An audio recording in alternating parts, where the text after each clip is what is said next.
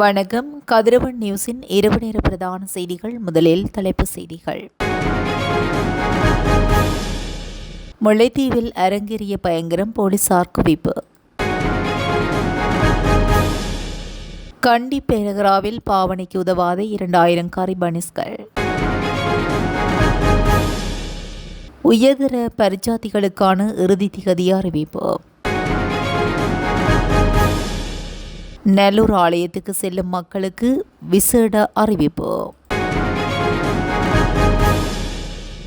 இலங்கையில் ஆபத்திலுள்ள இளைஞர்கள், போலீசார் வெளியிட்ட அதிர்ச்சி தகவல். தென்னிலங்கையை உலுக்கிய துப்பாக்கிச்சூடு, அதிகரிக்கும் பலி எண்ணிக்கை. மோட்டார் சைக்கிள்களுடன் மோதிய வேன், ஒருவர் உயிரிழப்பு. பம்பர குளவி கொட்டி நபரொருவர் உயிரிழப்பு. தொடர்பான விரிவான செய்திகள். முல்லைத்தீவு கொக்குதொடுவாய் களப்பு கடலிற்கு தொழிலுக்கு சென்ற இளைஞர் இனந்தெரியாதோரால் கொலை செய்யப்பட்டு சடலமாக மீட்கப்பட்ட சம்பவம் பரபரப்பை ஏற்படுத்தியுள்ளது. சம்பவத்தில் கொக்குதொடுவாய் வடக்கினை சேர்ந்த ஜெயராஜ் சுபராஜ் என்ற 21 வயதுடைய இளைஞனை கொலை செய்யப்பட்டுள்ளார். சம்பவம் தொடர்பில் மேலும் தெரிய வருகையில், நேற்று இரவு தொழிலுக்கு சென்ற இளைஞர் இன்று அதிகாலை தொழில் முடித்து மோட்டார் சைக்கிளை திரும்பிய போது இச்சம்பவம் இடம்பெற்றுள்ளது. இளைஞனை துரத்தி வந்த இனந்தெரியாதோர் கூறிய ஆயுதத்தால் வெட்டி கொலை செய்திருக்கலாம் என சந்தேகிக்கப்படுகின்றது. அதிகாலை 2:30 மணியளவில் நபரொருவர் தொழிலுக்கு செல்லும் போது குறித்த இளைஞர் வீதியில் வீழ்ந்து கிடப்பதை அவதானித்துள்ளார். குறித்த பகுதியில் யானை நடமாட்டம் அதிகமானவையினால் யானை அடித்திருக்கலாம் என சென்று பார்த்தபோது இளைஞனின் உடலில் வெட்டுக்காயங்கள் இருந்துள்ளது. சம்பவம் தொடர்பில் கொக்குதொடுவாய் போலீசாருக்கு தகவல் வழங்கப்பட்டதைத் தொடர்ந்து தீவிர விசாரணையில் போலீசார் ஈடுபட்டுள்ளனர். சம்பவ இடத்துக்கு வருகின்ற முல்லைத்தீவு மாவட்ட நீதிபதி தர்மலிங்கம் பிரதீபன் சடலத்தை பார்வையிட்டு விசாரணைக்கு உத்தரவிட்டுள்ளார். இந்நிலையில் மோப்பநாய் சகிதம் போலீசார் மற்றும் தடயவியல் போலீசார் விசாரணைகளை மேற்கொண்டு வருகின்றனர். கொலை செய்யப்பட்ட இளைஞர் சிறந்த மருதனோட்ட வீரன் என்றும் கடந்த காலங்களில் வடமாகாணத்தில் பல சாதனைகளை பெற்றவர் எனவும் கூறப்படுகிறது. கண்டி பிரகராவில் மேற்கொள்ளப்பட்ட சோதனை நடவடிக்கையின் போது மனித பாவனைக்கு உதவாத கரிபனிஸ்கள் 2000 கைப்பற்றப்பட்டுள்ளன. கண்டி மேஜர் சந்திரசிறி விஜய நாயக்காவின் வேண்டுகோளுக்கு இணங்க கண்டி மாநகர சபை வைத்திய அதிகாரி பசன் ஜெயசிங்க தலைமையிலான சுகாதார பரிசோதகர் குழு சோதனை நடவடிக்கை மேற்கொண்டிருந்தனர். கண்டி நகரில் மேற்கொண்ட சோதனையொன்றின் போது பழுதடைந்த 2000 கரிபனிஸ்கள் அளவில் ஒரு பேக்கரியிலிருந்து கைப்பற்றப்பட்டன. பின்னர் மனித பாவனைக்கு உதவாத பனிஸ்கள் அளிக்கப்பட்டதாக வைத்திய அதிகாரி மேலும் தெரிவித்தார். கண்டி பெருகிறா காலமாக இருந்தாலும் சுகாதார வழிமுறைகளை பின்பற்ற பொதுமக்கள் வழிகாட்டப்படுவதுடன் அதிகாரிகள் மீது விடயமாக உரிய நடவடிக்கைகளை எடுத்து வருகின்றனர். நடைபெறவுள்ள 2025ஆம் ஆண்டு காப்போத்த உயர்தர பரீட்சைக்கான விண்ணப்பங்களை சமர்ப்பிப்பதற்கான இறுதி திகதி நீட்டிக்கப்பட்டுள்ளதாக கல்வி அமைச்சு அறிவித்துள்ளது. அதன்படி ஆகஸ்ட் மாதம் 12ஆம் தேதி நள்ளிரவு 12 மணி வரை இணைய வழியில் விண்ணப்பங்களை சமர்ப்பிக்க முடியும். 2024ஆம் ஆண்டு மேல் மதிப்பீட்டு பெறுபவர்களின் அடிப்படையில் 2025 உயர்தர பரீட்சைக்கு விண்ணப்பிக்க விரும்பும் மாணவர்கள் மற்றும் 2025ஆம் ஆண்டு காப்போத உயர்தர பரீட்சைக்கு குறிப்பிட்ட காலத்தில் விண்ணப்பிக்க முடியாதவர்களுக்கு இந்த நீட்டிக்கப்பட்ட கால அவகாசம் வழங்கப்பட்டுள்ளது.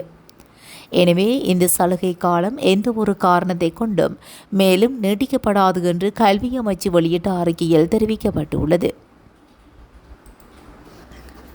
நல்லூர் திருவிழாவில் நகைகளை திருடும் நோக்கில் இலங்கையின் பல பாகங்களில் இருந்தும் திருடர்கள் நல்லூர் ஆலயத்துக்கு வருகை தந்துள்ளமையினால் ஆலயத்துக்கு செல்லும் பக்தர்கள் அவதானமாக இருக்குமாறு யாழ் போலீசார் அறிவுறுத்தியுள்ளனர்.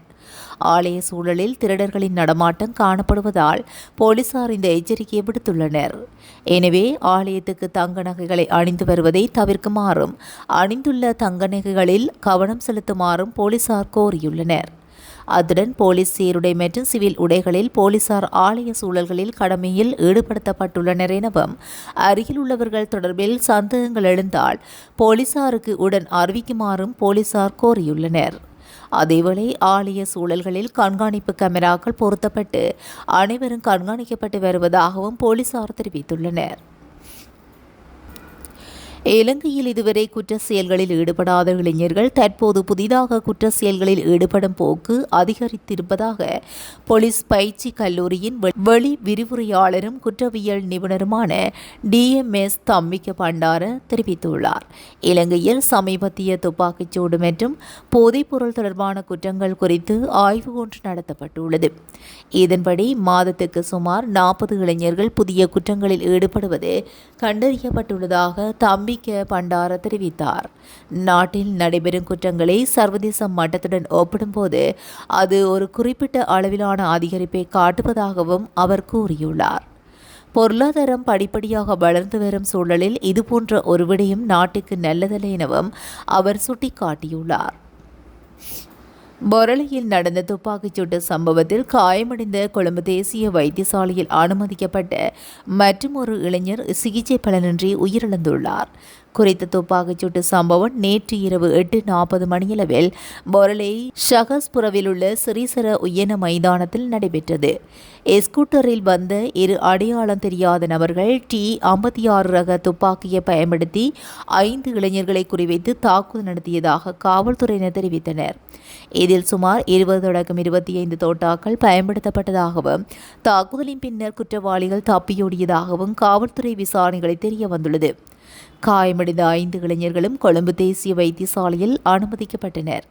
இதில் கல்லணியை சேர்ந்த 23 வயது இளைஞர் ஒருவர் இன்று அதிகாலை உயிரிழந்த நிலையில் தற்போது மற்றொரு இளைஞரும் சிகிச்சை பலனின்றி உயிரிழந்துள்ளதாக வைத்தியசாலை தகவல்கள் உறுதிப்படுத்தியுள்ளன.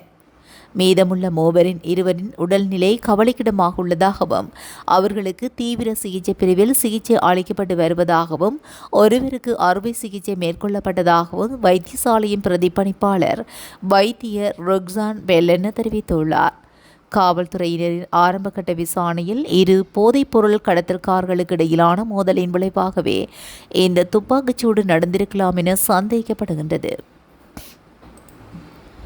கொரணை வைத்தியசாலை சந்திக்கு அருகில் இடம்பெற்ற வாகன விபத்தில் 2 பிள்ளைகளின் தந்தை உயிரிழந்துள்ளார். இன்று காலை 6 மணியளவில் இடம்பெற்ற இவ்விபத்தில் பெல்லப்பட்டி பகுதியைச் சேர்ந்த 75 வயதான ஒல்வின் இந்திரசிறி என்பவர் உயிரிழந்துள்ளார். தொழிற்சாலை ஒன்றின் ஊழியர்களை ஏற்றி சென்ற வேன் கொரணையிலிருந்து அக்குர்வா தொட்ட நோக்கி சென்று கொண்டிருந்த போது மோட்டார் சைக்கிளில் பயணித்த தம்பதியினர் வலதுபுறமாக திரும்ப முயன்ற போது இவ்விபத்து ஏற்பட்டுள்ளது. காயமடைந்த தம்பதியினர் கொரணை மாவட்ட வைத்தியசாலையில் அனுமதிக்கப்பட்ட நிலையில் அங்கு கணவர் உயிரிழந்துள்ளார்.